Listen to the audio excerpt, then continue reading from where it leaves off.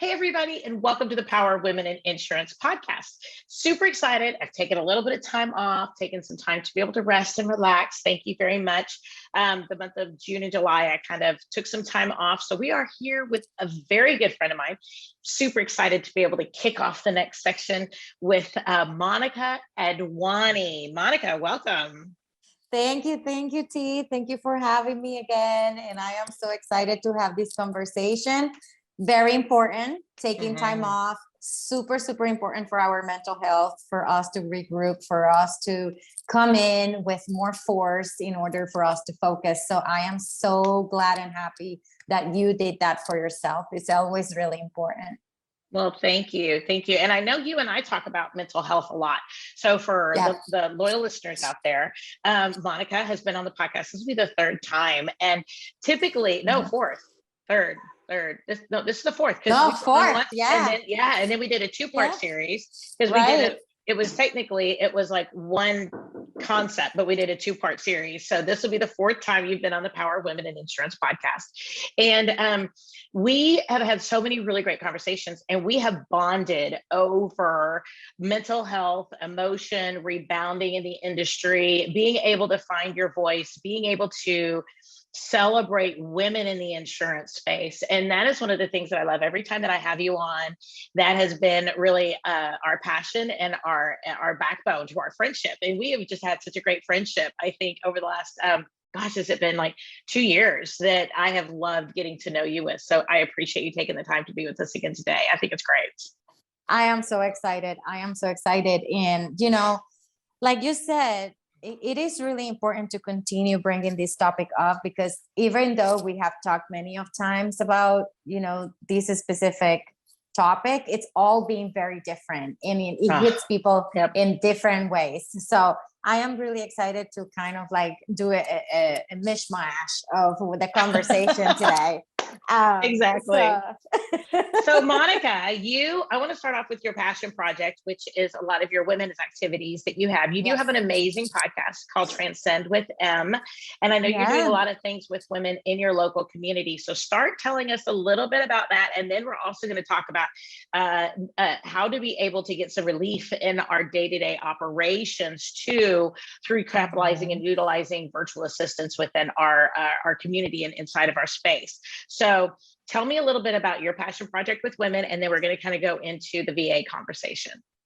Yeah. So TranscendwithM, as you know, was born out of a lot of frustration of not having direction, and through a very dark time when I was making a transition from many things that happened 2 years ago. I can't believe that we started that conversation 2 years ago.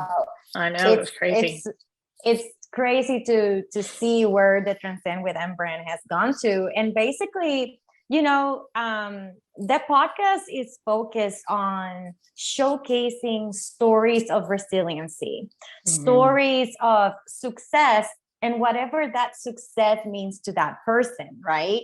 So basically, our goal is that with every story, women or men out there, or non-gender, whichever you identify with, can learn that there is a path to everything you do. And just like others have been able to go through that path and succeed and see the light at the end of the tunnel, that you can do it too. So basically, during the podcast with the stories, we just share the tools that they went through their story, in order for them not only to have a platform and their story to be heard, because there's so many amazing stories to learn from out there from amazing women, but also to understand that we are not alone. Yeah. So we recently just hit our 100 episodes. So 100 women. Yay. 100 stories, 100 amazing healing sessions, I call them. They're my healing sessions.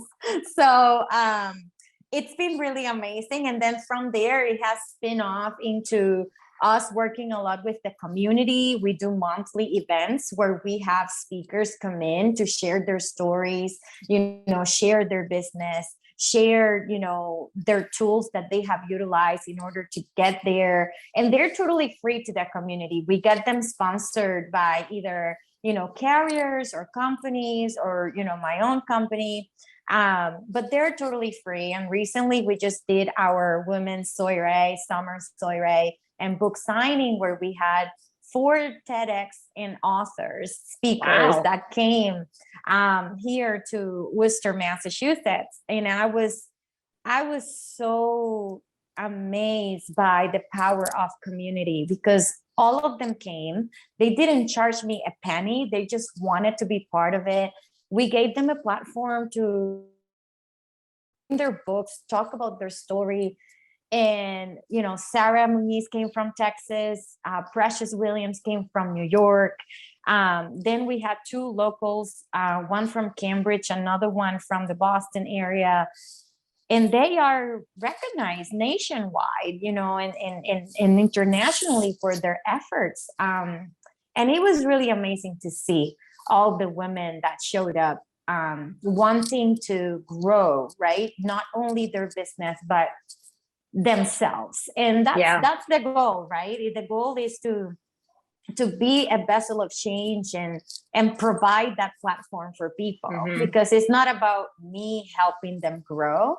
It's about them helping each other grow. So that's kind of like what TranscendwithM is doing right now.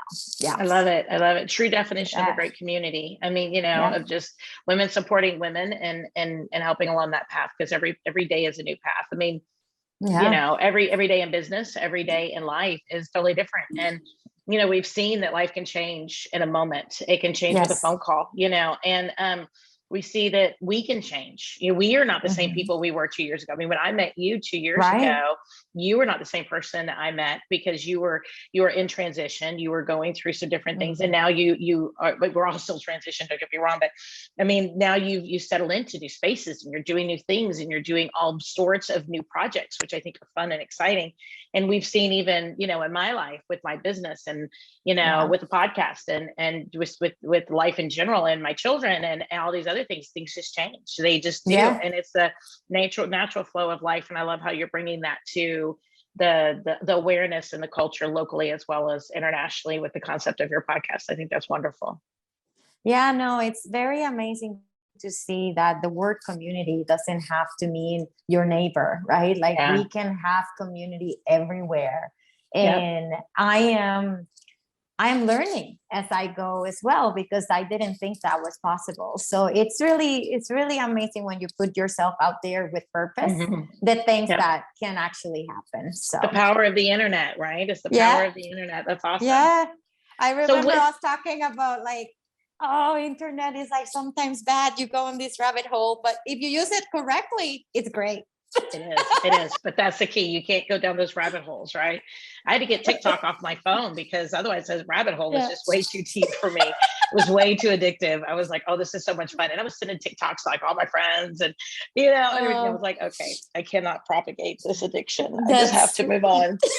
That's so funny. So with this journey that you've been on now, you have partnered with Troy Thompson too, to be able to work with insurance agencies, specifically with virtual assistants. Tell me a little bit about how you got involved with Troy, because Troy actually is how you and I met, because back in the day, when I first started the podcast, I think I put something in the IAOA, or the Insurance Agencies Owner Alliance. And I just said, hey, anybody know any remarkable women who we should really interview? And he messaged me directly and said, hey, you really need to get together with Monica.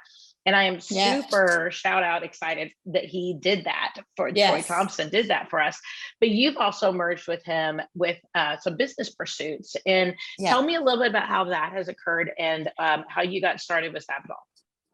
Yeah. So during that dark path 2 years ago, I had provided him some sales training. He came to Massachusetts with his wife, Sarah, long time ago. And I had provided him with some tools and some sales training, that they took back. And I used to check in with him like monthly, every 2 months, and say, hey, how's everything going at the agency? Hope everything is well and whatnot. But I was focused on my thing here. So the relationship never grew more than just a check-in and, a good kind of like coach type, sales relationship. Right. So Right. when I decided to quit the job I had back in August 2020. Yeah, 2020. It's been 3 years exactly. August 2020. I took a sabbatical for a couple weeks, but and I kept ignoring calls from people because I didn't want to talk to nobody. Right. But you know how he is, persistent. So he called me A little bit, and he's like, so I know that you might not want to talk to no one right now, but I don't know what we're going to do, but we're going to work together. And he hung up. Well then. And then I, when I came back from Texas, actually, I went to Austin for a little bit to meet with my friend and do some healing and some stuff. I call him back and I say, hey, I just really don't know what I want. I don't know. I quit with no plan. Right. Yeah, And right. I was like, what I do know is I need to find another job because I need to provide for my family. And, I'm the main breadwinner and I really need to get a job. And I did, but we continue talking about the idea of working together. And I started, taking a look at all the different things on his agency.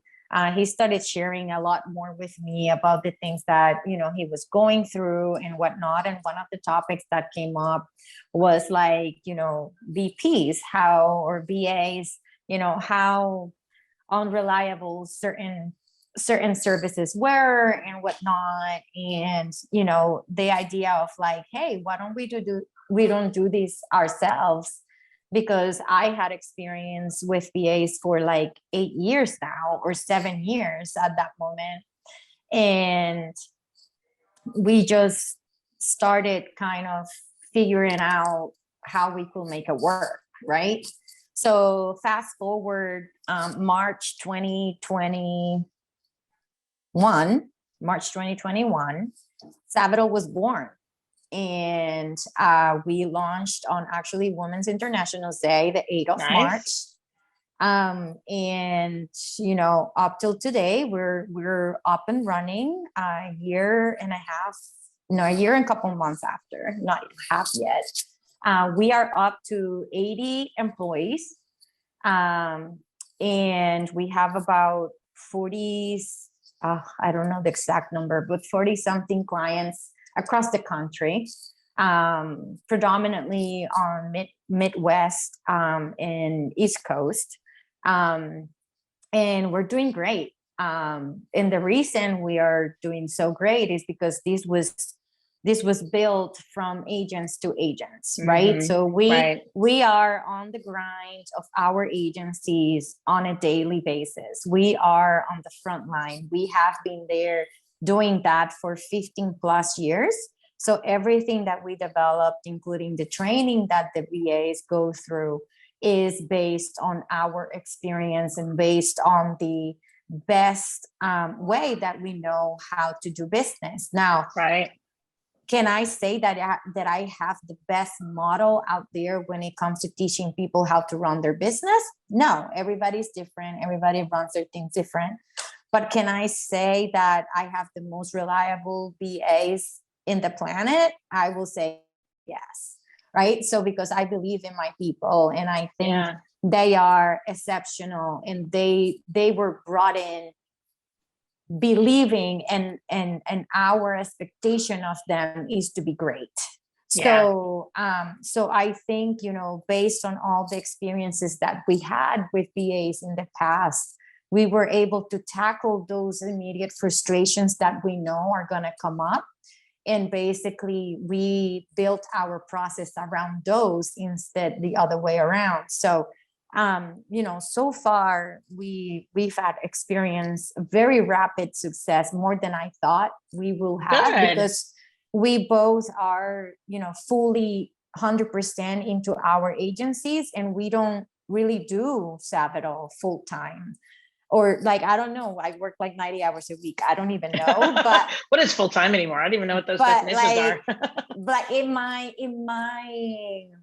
mind, right? Like I'm split between different things, different businesses, different projects, right? So I am very grateful for our operations team, which is all composed of VPs.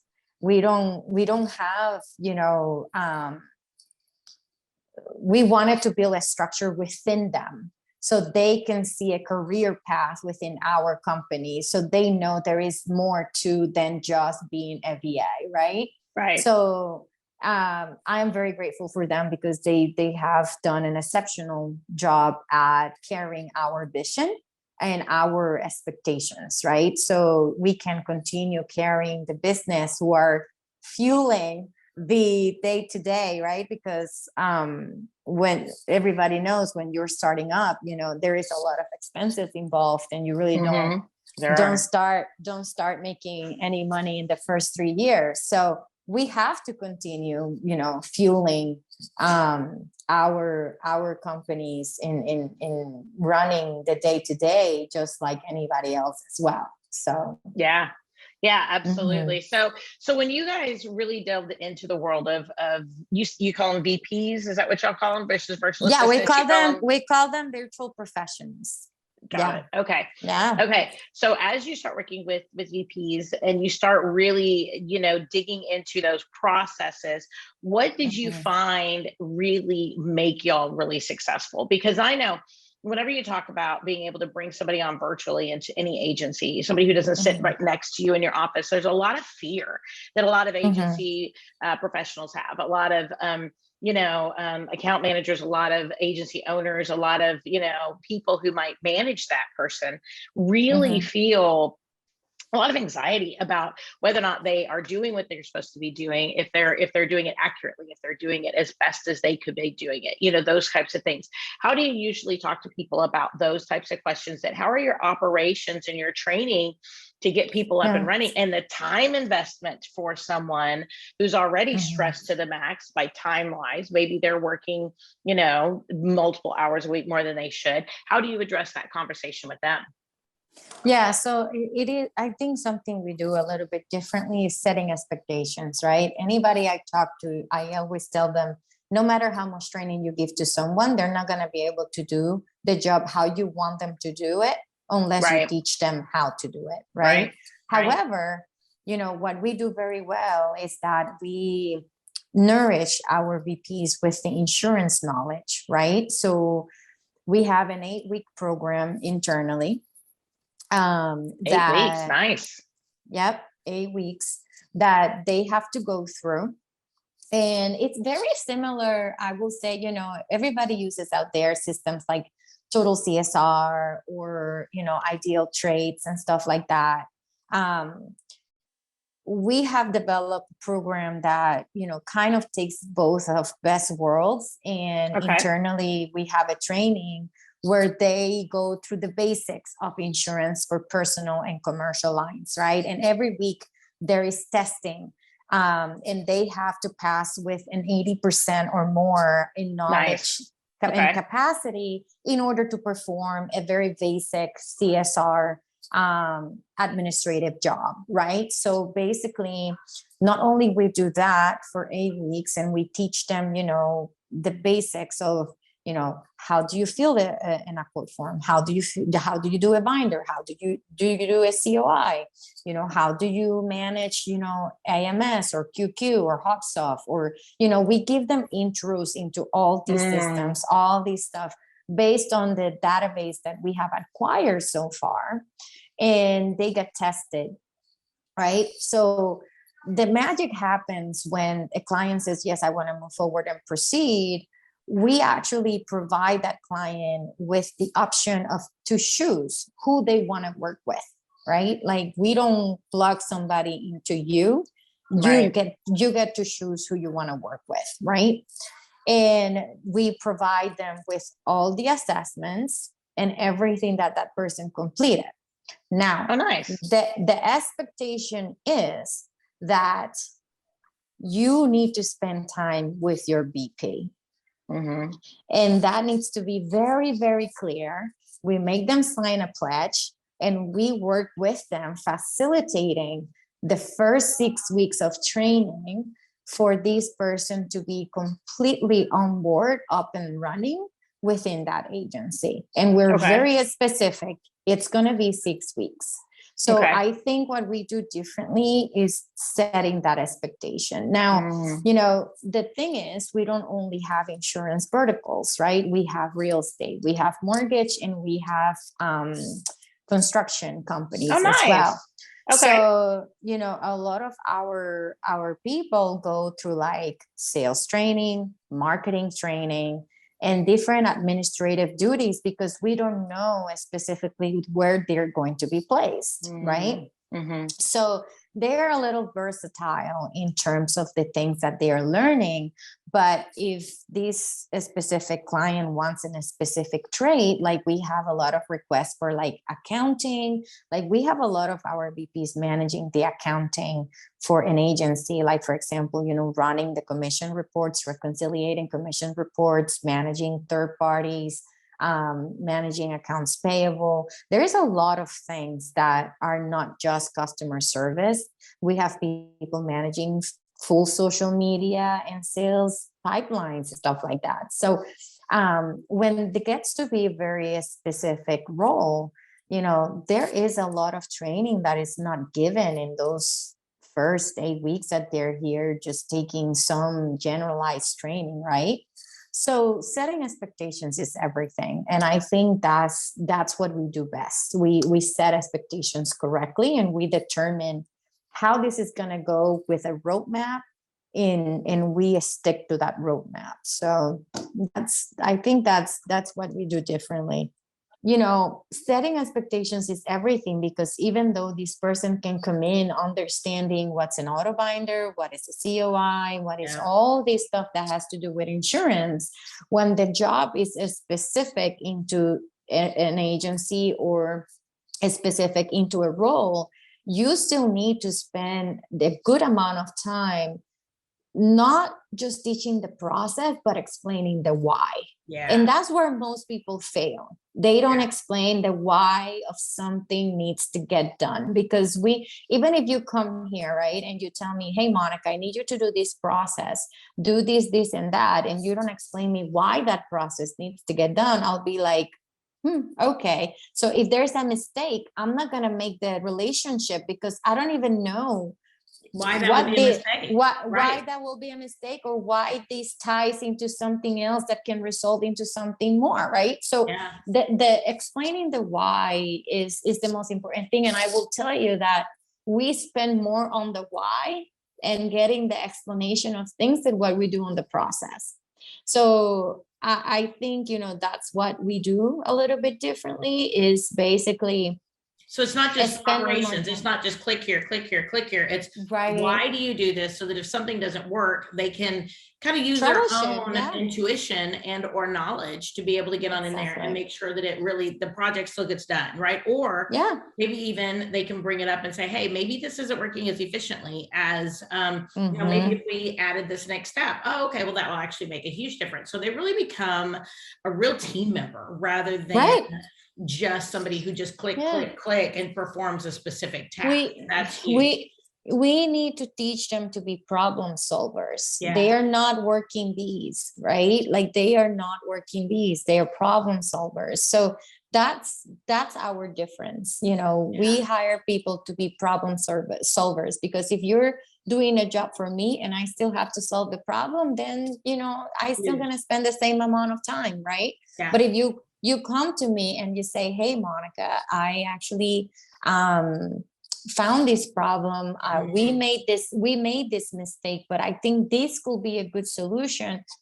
Do you mind discussing it? Can we discuss it as a group to see if everyone agrees? And can I change this process? You give them ownership and accountability, right? So It is all Huge. about the why. Yeah. And that's, I am not telling you that we are perfect and that we're running 100% there, but I will tell you that we are probably 80 to 90% there, just because we're still young and we still experiencing different types of aspects of the different industries that we weren't exposed to, right? So I am learning, they are learning, everybody's learning, and we will continue to learn as we grow. But I think the essence and the base of what we are doing, that will never change, right? So I think it's the for me, for us, is the right way of doing business. Yeah, no. And I think treating them like a long-term team member is so important. I think a lot of people don't think of a virtual team member as being a team member. Like, they don't think of them, they think of them as just a click, click, click person, right? They don't think of them as a vital person who contributes to their team, who contributes to the overall health and wellness of the business. And just like, you and I originated this conversation talking about women and tenacity and health and our journey going through a space. Business does the same thing. It has a journey, it has a conversation, it has a lifetime of breathing, of challenges and growth and successes. And if we don't look at every single person on our team as part of that breath, part of that machine, part of that team that makes that growth pattern, listen to their thoughts, listen to their ideas, listen to their suggestions, then we're never going to be a really cohesive business that's really, really healthy. And I think for me, my virtual team members are very much also a part of my mental health and as a business owner and the health of the business, because I want them to be an intricate part of the team. And I want them to feel like they are an intricate part of the team. I want them to be people who are my, they help me. They don't just do a job. They help me as a business owner. They help the client. They think outside the box. They say, okay, what would the client expect next, right? So like, not just, okay, this payment's been posted, this mortgage check's been paid or whatever. Maybe, okay, now we need to let the client know, give them a peace of mind, right? Hey, Teresa, let's go ahead and create a template for that. That's a great idea. Let's do that. Little things like that just really take a business and help it level up. And it takes a lot of stress off of the business owner too. I think a lot of people think of all that training and adding team members is adding stress, but I would love for people to think through that after, like you said, that acclimation period. And if we think about it in the right way, we can think about it as taking stress off of a business and off of us as managers or owners. Yeah. And I would like to go into that a little bit more, because that's why we call them virtual professionals. Everyone we hire has either a bachelor's or a master's degree, right? Where we're at in Pakistan, Savvital was actually just named one of the best places to work. Nice. And we don't, our hiring process is so rigorous, because I also have the focus on women, right? So over there, giving an opportunity to a woman with a degree that usually wouldn't make more than her counterparts or other people in the community, this is a long-term career, right? They're here for the long run. Like, there are certain things behind scenes that we had to agree on doing, like providing them transportation, meals, a quality of life, so they can come work and do something more, right? So we don't call them virtual assistants, because they are professionals and they are working here with clients in the US, helping them grow, just like anyone else will be doing in a person, job, right? Yeah. So it is important for us to break that concept of like a virtual person is not a long-term employee, because they are, and a lot of us are not only trying to do good for companies here in the US to do better, to grow more profitable, but we're also trying to bring opportunities to other communities that might not ever had something like this, where they're brilliant and they have all the right in the world to grow, right? And to experience the same success that we are experiencing. So I think, I'm sorry, I get very passionate about it, I because, agree. I don't like that concept of like, oh, it is a virtual assistant and whatever, right? Like that's usually what you hear. It's sad. And it's sad. But we try to do a career path for everyone we hire. We want them in the future to run the operation, to become managers, to become, team leaders, to actually, help us with the sales and do all these things, right? But they got to start somewhere. And, we have had so much success, building those career paths internally. And we also take in consideration that, at some point they might leave as well. But it's not going to be in a year or two. It might be in 3 years. And that's okay. Yeah. That's okay, because they deserve it. But if they stay, fantastic, right? So I think you're on point when you say, see them as your team members, because that's exactly the message that we are trying to carry with our company as well. I love it. So the first question, one of the questions that comes to my mind is, why Pakistan? A lot of people go to the Philippines or they do other countries. So I think going to Pakistan is very different for a virtual assistant company, especially for what we've seen in the insurance space. I know that Pakistan is very big as far as assistance in the technological and technology industry. I think there's a lot of that going on. In my mind, that's what I think of when I think of maybe a virtual assistant or a virtual professional in the Pakistan area, because they are very educated, very intelligent people. I mean, both in the Philippines and there specifically. But why did you guys choose to focus there? So the Philippines are very saturated. Everybody wants to go there, do business. It's easy, it's cheap, it's whatever, right? And I had over, I think, at the time I left my other company, I had 10 BAs from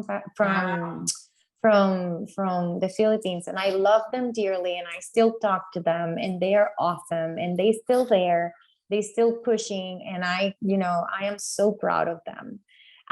But in Pakistan, there is various things. A lot of opportunity for women that is not usually given. Second, from the business schools, so we have the 3 of the top college and universities from there. You get about 5,000 graduates just from like the universities, and only they are generating only 200 jobs a year.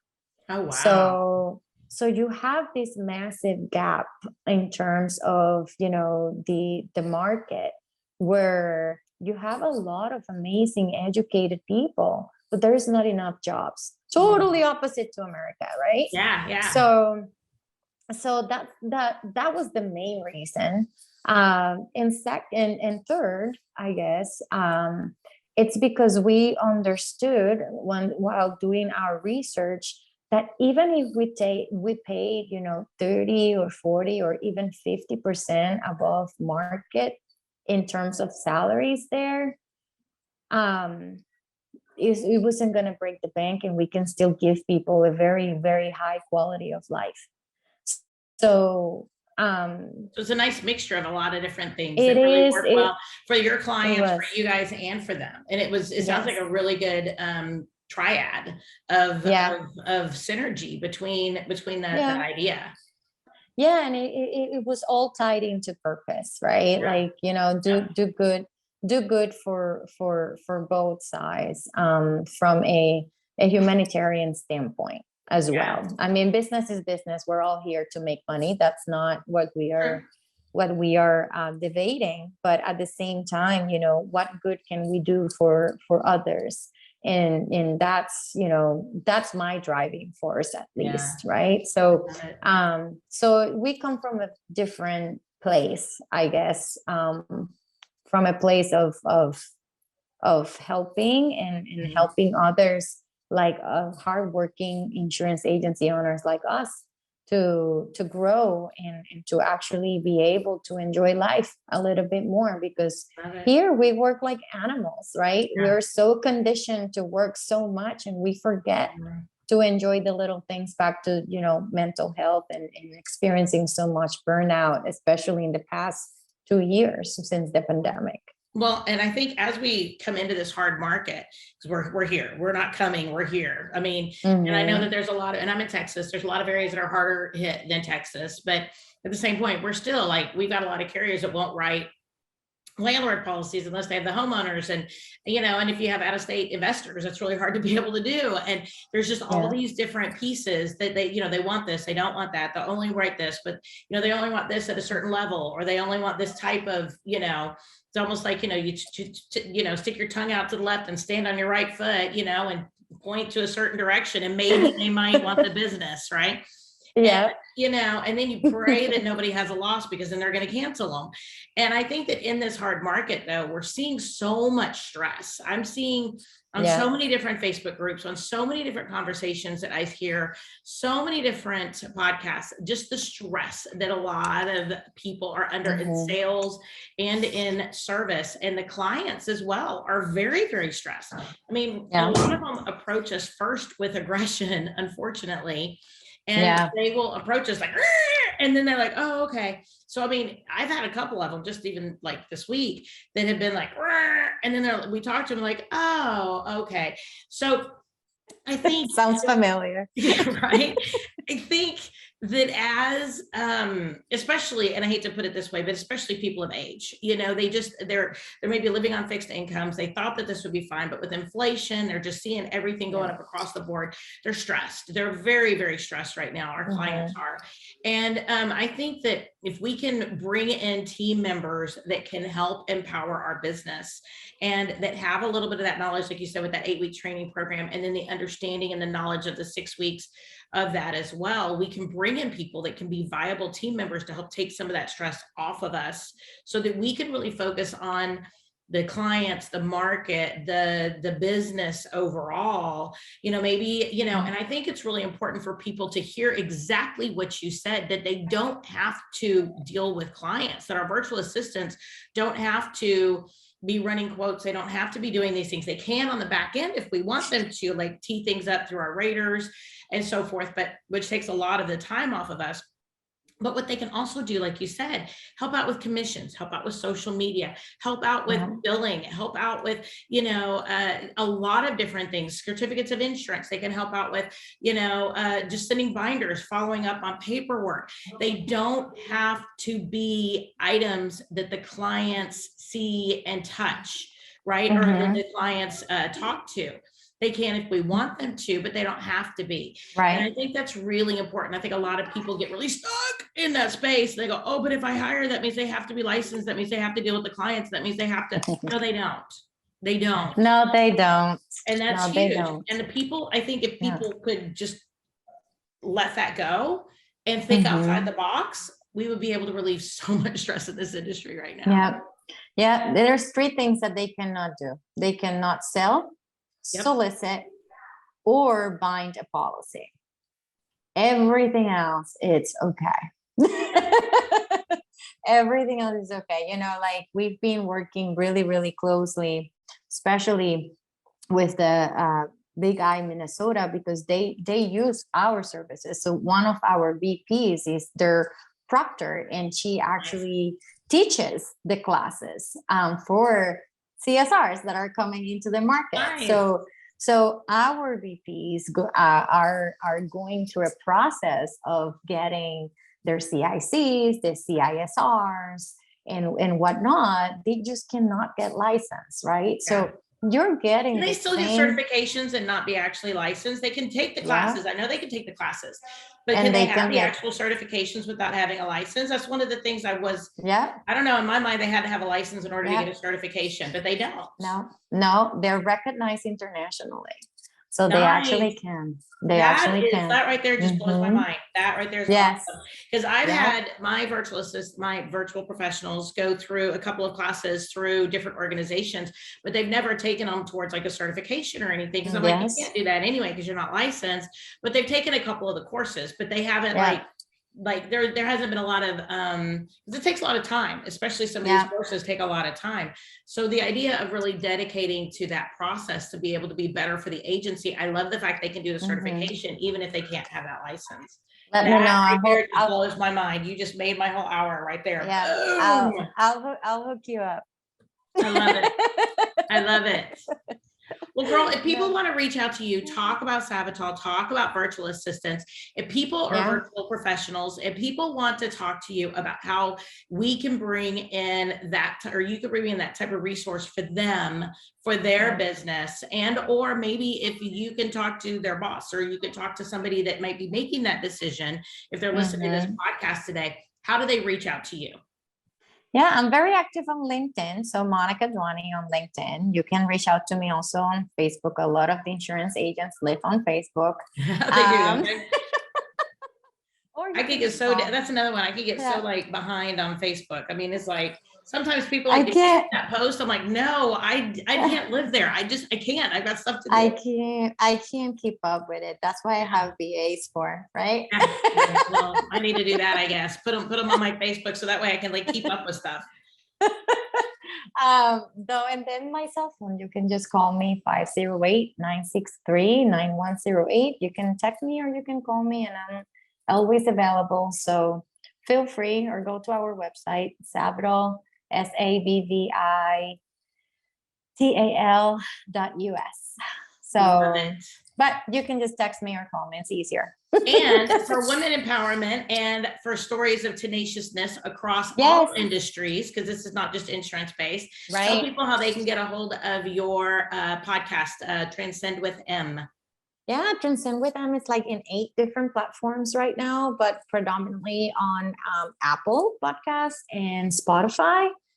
So if you just, type TranscendwithM or Monica Adwani, it should be able to come up, and they're amazing stories for a lot of women, including Teresa's story, which is really, really amazing.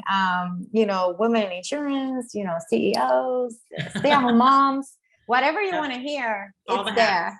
All the hats that we wear. I love it.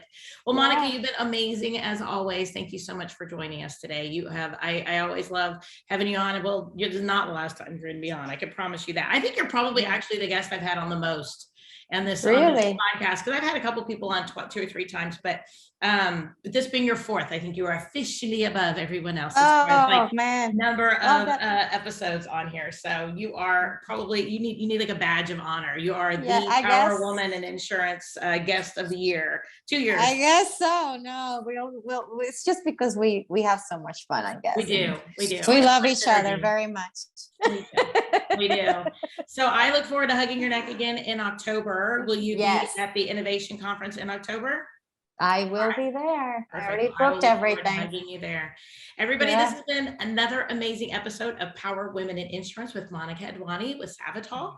And you can look them up at savvital.us. And we want you to be able to know there are resources out there to help you through this insurance journey, whatever that looks like. Please tap into podcasts in the industry, resources in the industry that we're happy to be able to bring here for you. And check us out every single Wednesday. We do have a new podcast recording that we put out there of amazing women in the insurance space. So check us out on Apple iTunes, Spotify, Google Podcasts, all the places where podcasts are available. This is Teresa Kitchens, and I will talk to you next week. Everybody, have a great week. Have a great week.